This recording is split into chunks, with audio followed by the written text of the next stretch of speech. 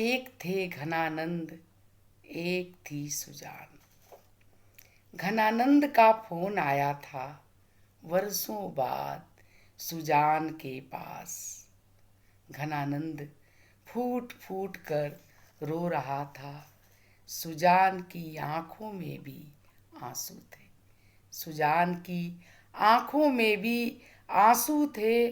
उसके आंसू घनानंद को दिख नहीं रहे थे क्योंकि वह फोन पर थी, पर उसकी आवाज का स्पंदन, उसकी आवाज का स्पंदन, कंपन, थरथराहट, बिखराहट वह सुन पा रहा था। वह सुन पा रहा था। आवाज का भी अपना एक व्यक्तित्व होता है। आवाज का भी अपना एक व्यक्तित्व होता है जिससे समझा जा सकता है आदमी को, जिससे समझा जा सकता है उस आदमी को। घनानंद भी शायद समझ रहा था सुजान को। घनानंद भी शायद समझ रहा था सुजान को। वह बता रहा था कि पहली बार सुजान को देखकर उसे कैसा लगा था। पहली बार सुजान को देखकर उसे कैसा लगा था और आखिरी बार उसका ना सुनकर वह कैसे टूटा था, और आखिरी बार उसकी ना सुनकर वह कैसे टूटा था।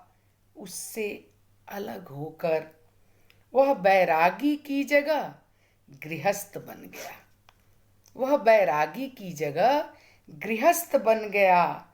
गृहस्थ बनना बैरागी बनने से ज्यादा चुनौतीपूर्ण होता है।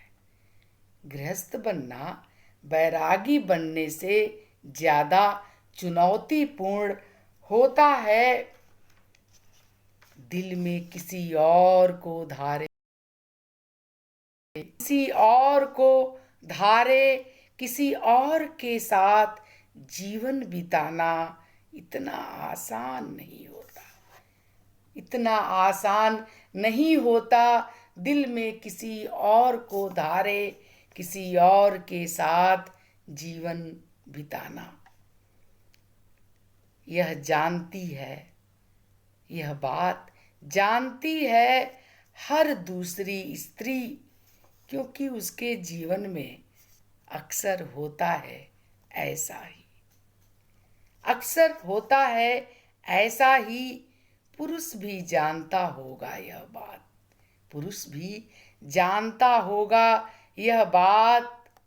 घनानंद तो जानता ही है। घनानंद तो जानता ही है। वह रो रहा था। अपनी एक एक अनुभूति को उस तक पहुंचा रहा था। ज्वालामुखी पर जमी बर्फ को जैसे हटा रहा था। उसकी बातें सुन करके, उसकी बातें सुन करके सुजान का दिल घबरा रहा था।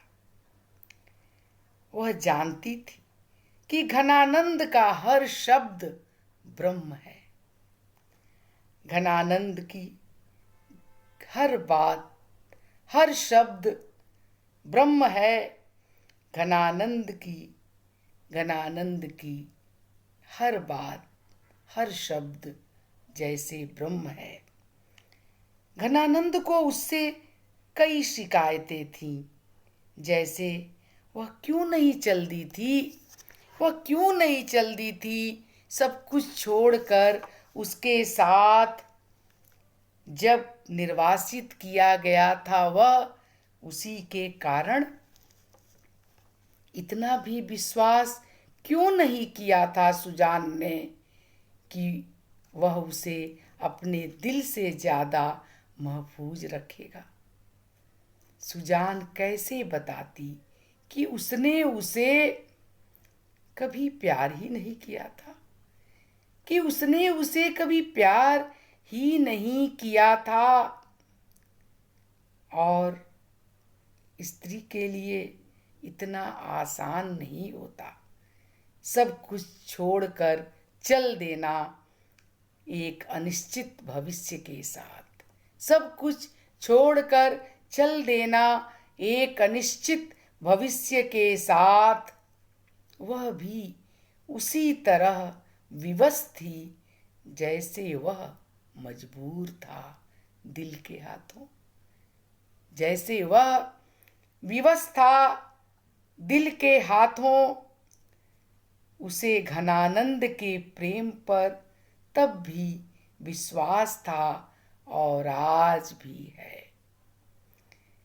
जबकि अब घनानंद के सामने दुनियादारी की दीवार है। जबकि अब घनानंद के सामने दुनियादारी की दीवार है,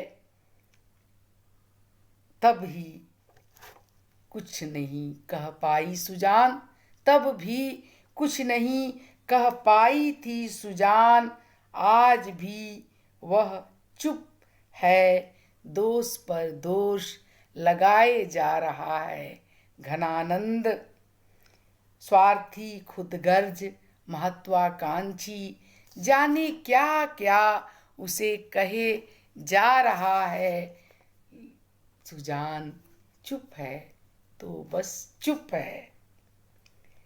स्त्रियां चुप ही रह जाती हैं, स्त्रियां चुप ही रह जाती हैं। ऐसे अवसरों पर अक्सर स्त्रियां चुप ही रह जाती हैं, ऐसे अवसरों पर अक्सर।